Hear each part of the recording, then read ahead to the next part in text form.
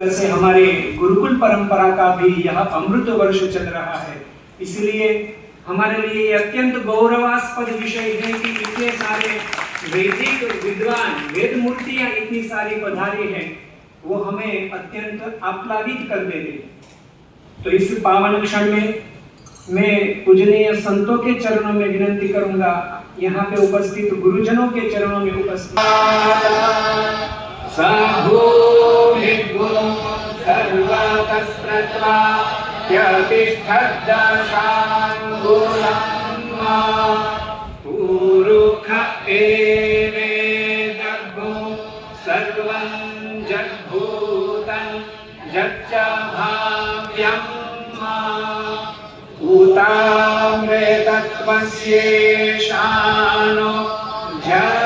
स्वागत करेंगे। तो पूज्य गुरुजी श्री रामप्रिय जी से विनती करता हूँ कि हम सभी की ओर से पूज्य माधवप्रियदास जी स्वामी का पुष्पमाला से स्वागत करेंगे और हम भगवान के जय घोष से इस स्वागत विधि में सम्मिलित होंगे। आदरणीय सचिव श्री पूज्य स्वामी जी का स्वागत कर रहे हैं। स्वामीनारायण भगवान की जय। और यूजीसी के डायरेक्टर डॉक्टर रामनाथ झा पूज्य बालकृष्ण दास जी स्वामी का स्वागत कर रहे हैं।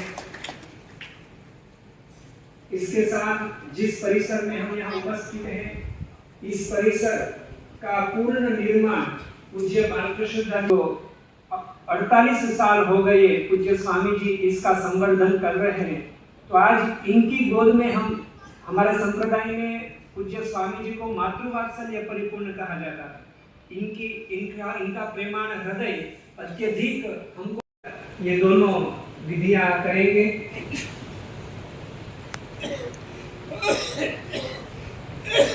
ओम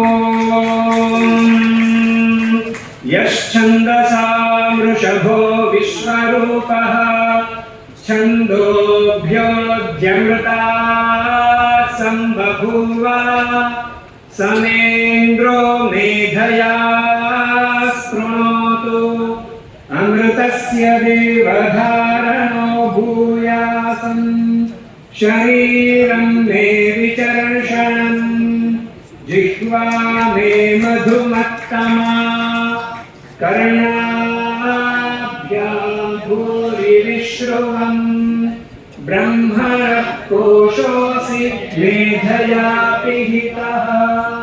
ओम स्वस्ति। पुराने स्वामी जी, आदरणीय विरूपाक्ष जी, आदरणीय झा साहब, आदरणीय सभी मंचस्थ महानुभाव, पूज्य गुरुदेव, सभी संतगण, सभी वैदिक विद्वान, सभी वेद विद्या के छात्र और सभी सज्जनों एवं सुंदरारियों, आज सप्तमी के दिन नतमस्तक प्रणाम। प्रविष्ट होते हैं, यद्यपि भी अधर्मा है, फिर भी माया संपर्क से राम कृष्णादि नाना रूपों में अवतीर्ण होते हैं। ब्रह्म ज्ञानी योगी जन ही उनके वास्तविक सच्चिदानंद घन अद्वितीय स्वरूप का साक्षात्कार करते हैं। अहम ब्रह्मास्मि। वराहेण पृथ्वी समुद्रा अथर्ववेद 12:48। अर्थात वराह भगवान ने पृथ्वी का उद्धार किया। तैतरीय में भी वराह अवतार संबंधी एक मंत्र मिलता है। उत्सुताति वराहेण कृष्णेन मद बाहुना। अर्थात हे पृथ्वी, शतभुजाधारी वराह भगवान ने तुम्हें ऊपर उठाया है। नृसिंह अवतार का उल्लेख ऋग्वेद, यजुर्वेद, तैतरीय में भी है। पहले तैतरीय का नृसिंह गायत्री मंत्र देखें। वज्ररथाय विद्महे तीक्ष्णदंशाय धीमहि तन्नो नारसिंह प्रचोदयात्। नृसिंह अवतार संबंधी अपर मंत्र एक ही रूप में पाया जाता है। ऋग्वेद 1 पहले मंत्र का 114वां सूक्त दूसरा मंत्र, यजुर्वेद 5:20, अथर्ववेद 7:26-2, तैतरीय ब्राह्मण 2:4-3-4 और निरुक्त 1:20 में भी हमें मित्रों नृसिंह अवतार का उल्लेख प्राप्त होता है। भगवान के वामन अवतार के विषय में निम्न एक वेद मंत्र है। ऋग्वेद का पहले मंडल का 22वां सूक्त का 17वां मंत्र, यजुर्वेद का 5:15, सामवेद का 222, अथर्ववेद का 7:26-4, तैत्तिरीय संहिता 1-2-13 और निरुक्त 12-19 में भी वामन अवतार का उल्लेख हमें प्राप्त होता है। इदं विष्णु विचक्रमे त्रेधामि तदेवतम् समूढ़म अस्य पांशुले। तो ये क्या है? ये सीधा वामन अवतार का अनुसंधान इस मंत्र में हमें प्राप्त होता है, जिसमें कहा गया है कि वामन विग्रहधारी भगवान विष्णु विभाग पूर्वक इस विश्व को करते हैं, आरंभ करते हैं। उसी का स्पष्टीकरण करते हुए कहते हैं कि त्रेधा नीगधे पदम। उस विष्णु ने क्रमशः त्रेधा, पृथ्वी, अंतरिक्ष और द्यूलोक में अपने 3 पद रखे। और देखिए, हमें स्वामी जी ने यहाँ पर रहते हुए 2 पदों का भगवान के द्वारा हमें, हमारे पैर भी यहाँ पर 2 लोक तक पहुंचा दिए इस पूरे वातावरण के द्वारा। धन्यवाद। तो पृथ्वी, अंतरिक्ष और द्यूलोक त्रेधा उड़का है, भगवान का विशेषण उड़का है। अर्थात बड़े बड़े महापुरुषों द्वारा स्तुत्य भगवान विष्णु के किन पराक्रमों का हम वर्णन करें? ऋषि कहते हैं, जब वे विश्व को 3 चरणों के नापने लगे तो प्रथम चरण न्यास से ही पृथ्वी के समस्त लोगों को यहाँ कृष्णम तम एवं उस मंत्र में है। अब उनकी माखन लीला गुरु जी ने कैसे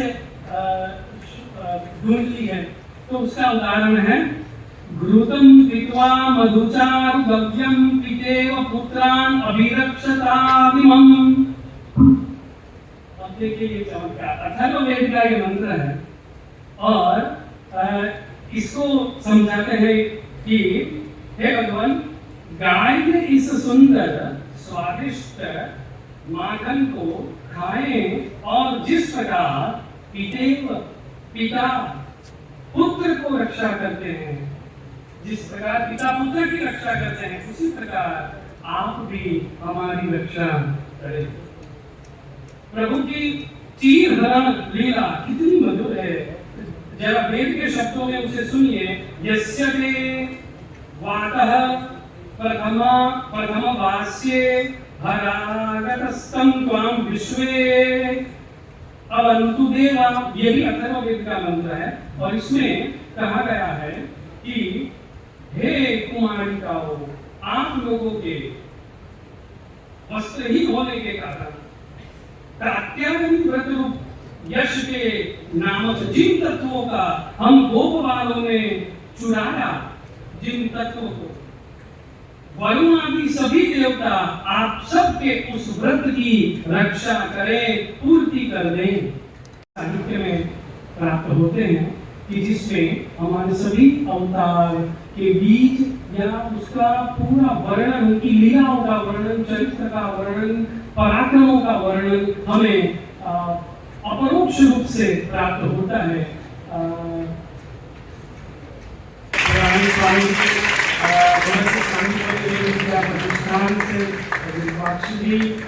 डॉक्टर झा जी और दर्शनम के आचार्य जी, सभी संतगण और सभी वेद वैदिक पंडितों के चरणों में नमन करता हूँ और आप सबने धैर्य से ये वक्तव्य सुना, इसलिए आप सभी संत के चरणों में वंदन करके मैं अपनी वाणी को विराम देता हूँ। धन्यवाद।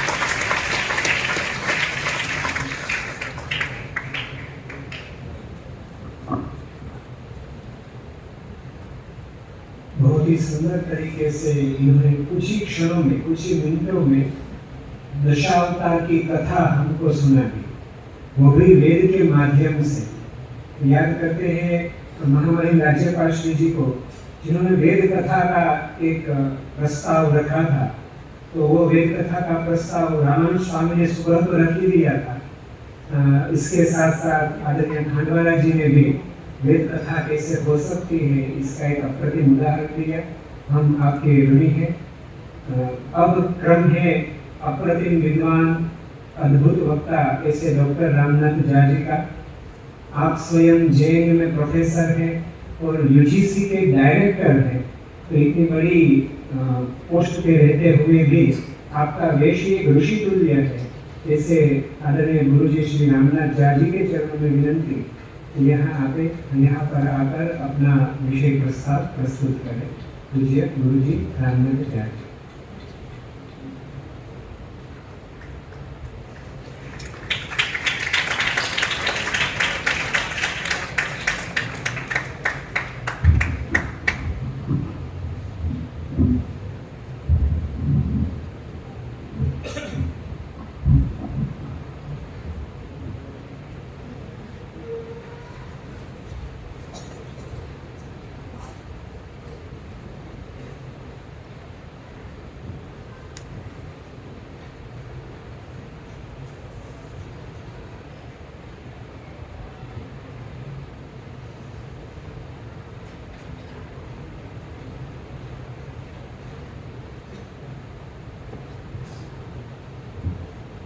इदं नमः ऋषिभ्यः पूर्वेभ्यः पत्रेभ्यः।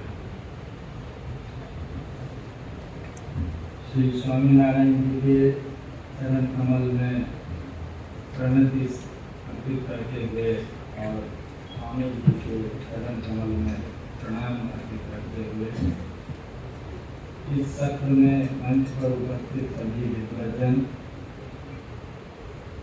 और इस सभा में उपस्थित सभी वैदिक विद्वान छात्रों और सभी सुधीजन, आप सभी को मेरा सादर प्रणाम।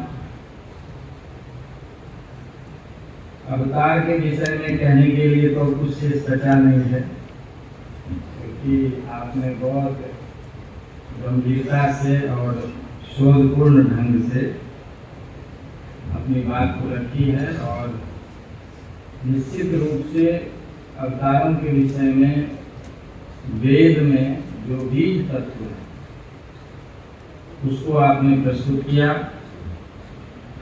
इसके अतिरिक्त जो कुछ भी दो चार पंक्ति मैं इसके विषय में कहना चाहता हूँ वो प्रस्तुत करूँगा, लेकिन थोड़ा सा जो कुछ दूसरा जो कॉन्सेप्चुअल चीज है उसकी थोड़ी चर्चा करेंगे।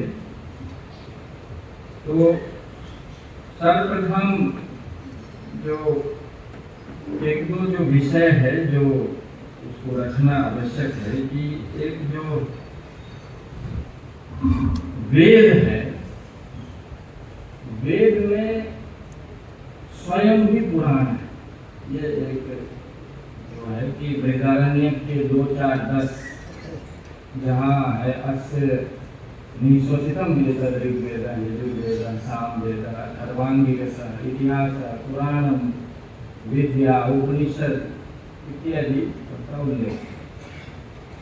तो उसमें वेद स्वयं में पुराण का एक स्वरूप है कि वेद के जितने भाग हैं उसमें जो पूर्वा उर्वशी इत्यादि संवाद है वो उसको इतिहास कहा है, और जहाँ सृष्टि प्रकरण है तो वह पुराण का स्वरूप। जैसे कि जहाँ भी वेद में जहाँ जहाँ भी सृष्टि की बात आएगी वह भी इससे ही सिद्ध होता है। अग्नि सूक्त के दूसरे मंत्र में भी पूर्वे भी ऋषि भी नूतन युग, पहले के ऋषि और अभी के ऋषि, ये बात ऋषि स्वयं कहते हैं। तो इसलिए हमारे यहाँ जो पूरा जो सेमेटिक व्यू है कि 6000 वर्ष पहले उस दिन शुरू हुआ, 6 दिनों में सृष्टि हो गई, 7वें दिन गॉड थक गए तो संडे को छुट्टी मनाते। तो ये हमें जानना है कि संडे को हम छुट्टी मनाते हैं, वो पूरा का पूरा सेमेटिक कॉन्सेप्ट है। और यद्यपि कहते हैं कि भारत धर्म निरपेक्ष है, लेकिन छुट्टी धर्म के आधार पर होता है। हमें लगता है कि ये कुछ हमारी परंपरा से संबद्ध है, लेकिन ऐसा कुछ नहीं। तो हमारे यहाँ तो अनध्याय होता है, हमारे यहाँ तो छुट्टी का कोई कॉन्सेप्ट नहीं, आप उस दिन और कार्य करते हैं।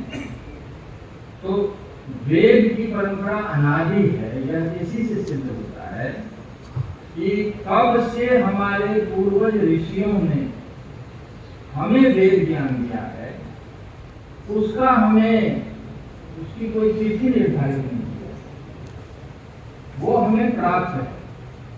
प्रमाण यही है कि वह परंपरा से प्राप्त है।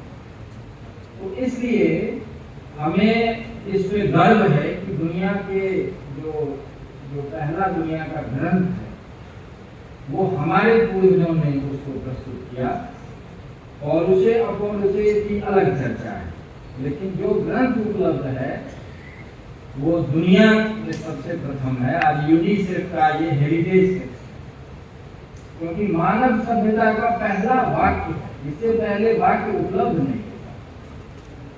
ऐसे वेद हमारे पास है, और अभी जिस रूप में हम यात्रा में सम्मिलित थे, तो कभी मैक्स मुलर जब इसकी रिकॉर्डिंग कर रहा था तब भी वहां के लोग कुछ खड़े थे, क्योंकि कोई भी ऐसा वाक्य जो मनुष्य के द्वारा पहली बार सुरक्षित रखा गया वो वेद है।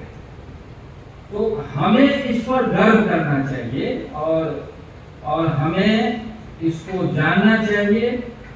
कई बार चर्चा हो चुकी है कि दुनिया के जो बड़े बड़े वैज्ञानिक हैं, दुनिया के जो बहुत बड़े बड़े ज्ञानी हैं, वो वेद का अध्ययन करते हैं, और वेद का अध्ययन करके उनसे जो उनको सहायता मिलती है उसमें बहुत लोग उसको स्वीकार करते हैं, बहुत लोग नहीं मानते, लेकिन उस सिद्धांत को स्थापित करके फिर पूरी दुनिया में उसको संप्रेषित करते हैं। तो ये हमारे लिए गौरव का विषय है, इस पे ध्यान हमें देना चाहिए। मैं बता रहा था कि जो पुराण जो है वो वेद का भी भाग है।